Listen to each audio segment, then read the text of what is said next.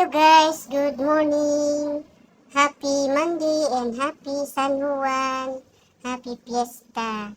Ako'y magluluto ng aming konti lang na pangbaon sa dagat dahil ako'y maliligo ng dagat ngayon. Dahil San Juan ngayon.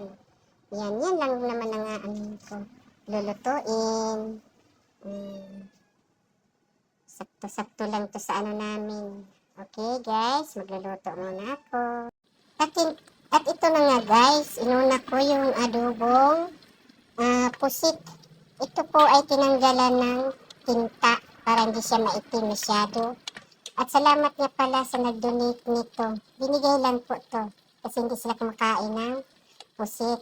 Wala nang kakain doon sa kanila. Kaya niluto ko para pambaon sa dagat. Yan, adobong puti na pusit.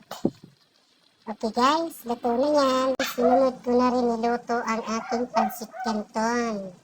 Ayan, luto na siya. Ilalagay ko na siya sa kanyang lalagyan. O, ayan na guys, luto na ang ating pansit canton.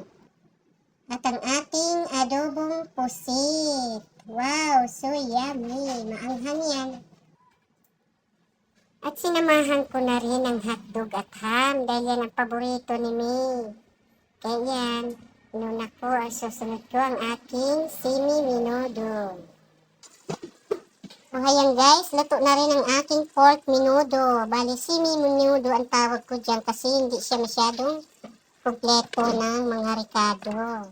Pero at least, kahit yan siya ay di kompleto, super yummy.